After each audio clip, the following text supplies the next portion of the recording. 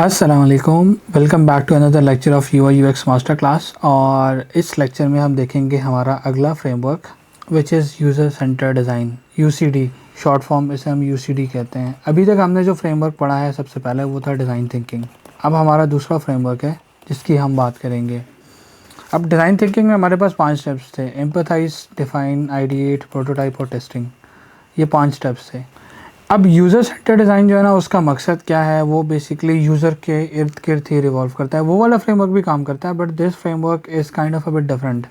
आप user stories देखते हैं, आप यूज़र के इमोशंस देखते हैं, आप यूज़र की इंसाइट्स देखते हैं और आप यूज़र को एट द सेंटर रखते हैं। यानी आप सेंटर में आपका यूज़र और बाकी इर्द गिर्द जो है फिर बेसिकली आप ये चीज़ें डेटा गेट करते हैं बेसिकली आप। अब यूज़र सेंटर डिज़ाइन के ना 4 स्टेप्स हैं: अंडरस्टैंड, डिज़ाइन, स्पेसिफाई और इवेलुएट। वहाँ पे 5 स्टेप्स थे, यहाँ पे 4 स्टेप्स हो गए हैं। ऑलमोस्ट पर्पस सेम ही है बट यूजेज डिफरेंट होगा।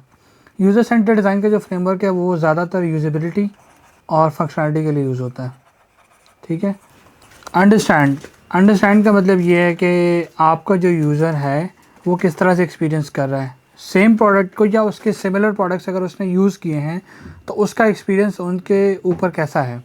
दूसरी चीज़ क्या है, स्पेसिफाई जो है आप यूज़र की नीड्स को जो है ना सामने रखें और बेस्ड ऑन रिसर्च आप उसको नैरो डाउन करें और ये भी देखें कि आप कौन सी प्रॉब्लम सॉल्व कर रहे हैं और कैसे सॉल्व कर रहे हैं। तीसरी चीज़ है डिज़ाइन ए सोल्यूशन, जिससे आप एंड यूज़र की प्रॉब्लम को रिजॉल्व कर रहे हैं। Start building the product and then how it looks, तो वो डिज़ाइन में आ जाता है। इवेलुएट, क्या यूज़र को कोई प्रॉब्लम आई आपका प्रोडक्ट यूज़ करते हुए, और रियल यूज़र्स के साथ टेस्ट करना है अपने प्रोडक्ट को। आइट्रेशंस, इसमें आइट्रेशन में ये होता है कि बेसिकली अगर कोई चेंजेस आ गई, आपने एग्जिस्टिंग प्रोडक्ट जो बनाया है उसके ऊपर कोई फीडबैक आया है तो आप उसको चेंज करते हैं, आप उसके ऊपर ट्वीकिंग्स करते हैं। अब ब्रेक डाउन करते हैं, थोड़ा सा इन डेप्थ बात करते हैं इन चीज़ों के ऊपर।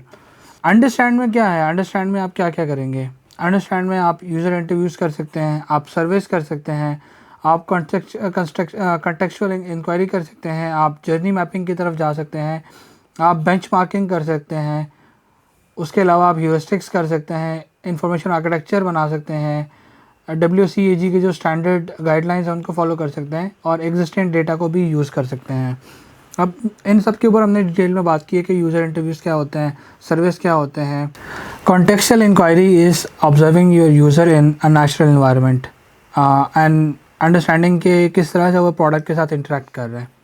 फिर उसके बाद जर्नी मैपिंग होती है कि आपका यूज़र की जो जर्नी होगी वो कैसी होगी आपके प्रोडक्ट के ऊपर। फिर हम बेंचमार्किंग करते हैं जिसमें हम कंपेयर करते हैं अपनी फाइंडिंग्स को, अपनी प्रॉब्लम स्टेटमेंट्स को कॉम्पिटिटर के साथ। इसे हम बेंचमार्किंग भी कहते हैं और इसे हम कॉम्पिटिटर एनालिसिस भी कहते हैं। फिर आपके पास ह्यूरिस्टिक्स है, ऑडिटिंग है, इंफॉर्मेशन आर्किटेक्चर है। इट इज़ मोस्टली अबाउट कि आपके प्रोडक्ट का फ़्लो क्या होगा। इंफॉर्मेशन आर्किटेक्चर स्पेसिफाई करता है कि आपकी जो ऑर्गेनाइजेशन होगी वो कैसे होगी प्रोडक्ट की। उसके बाद गाइडलाइंस हैं, वेब कंटेंट एक्सेसिबिलिटी गाइडलाइंस हैं, जिसमें आप देखते हैं कि आपने किन गाइडलाइंस का ख्याल रखना है डिज़ाइन बनाते हुए। और लास्ट ऑप्शन इसके, आप जो डेटा आपके पास है उसको प्रीवियस डेटा को यूज़ करें। स्पेसिफाई क्या करना है, स्पेसिफाई में आपने पर्सोना बनाना है, एफिनिटी डायग्राम बनानी है, प्रॉब्लम स्टेटमेंट बनानी है, एम्पैथी मैप्स बनाने हैं, बेंचमार्किंग को कंटिन्यू करना है, कार्ड सॉर्टिंग करेंगे और इंफॉर्मेशन आर्किटेक्चर आ जाएगा। ये सारी टर्मिनोलॉजीज हम प्रैक्टिकली इंप्लीमेंट करेंगे: affinity diagram, user persona, problem statement, empathy maps, benchmarking, information architecture, card sorting. Design phase में क्या होता है, अगर आपको क्विक सोल्यूशन चाहिए तो crazy 8 is one of the solutions. ये रैपिड स्केचिंग टेक्निक होती है जिसमें आप जितने मर्जी आइडिया जनरेट करें और जल्दी जल्दी जनरेट करें। WCAG ये कि वेब जो आपके पास गाइडलाइंस है एक्सेसिबिलिटी की, तो उनको आप फॉलो करें। उसके बाद आपकी लो फिdelity वायरफ्रेम्स, हाई फिdelity और इंटरेक्टिव प्रोटोटाइप। और एवेलुएशन में फिर आप टेस्टिंग करते हैं, यूजिबिलिटी टेस्टिंग करते हैं, AB टेस्टिंग करते हैं, रिमोट टेस्टिंग भी आप कर सकते हैं और ह्यूरिस्टिक्स भी आप कर सकते हैं। तो सबसे अच्छी चीज़ UCD की पता है क्या है, वो पूरे एक्सपीरियंस को कंसिडर करता है। अगर आपका जो प्रोजेक्ट है ना वो बेसिकली एक एक्सप्लिसिट अंडरस्टैंडिंग है यूज़र की, आपके पास टास्क है, आपके पास इन्वायरमेंट है, इस पूरे प्रोसेस का जो एम होता है वो बेसिकली ये होता है कि आप प्रॉब्लम को कैप्चर करें, एड्रेस करें और उसको अंडरस्टैंड करें एंड देन उसको रिजॉल्व करें थ्रू द फ्रेमवर्क।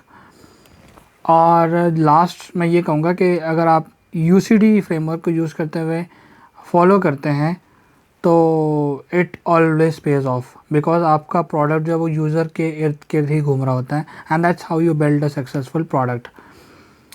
इससे अगला जो लेक्चर है उसमें सिमिलर काइंड ऑफ फ्रेमवर्क हम देखेंगे which will be human centre design, HCD। और हम देखेंगे कि इन दोनों फ्रेमवर्क्स में या इन तीनों फ्रेमवर्क्स में एक्चुअली में डिफरेंस क्या था और हर एक का यूजेज कहाँ पे आता है।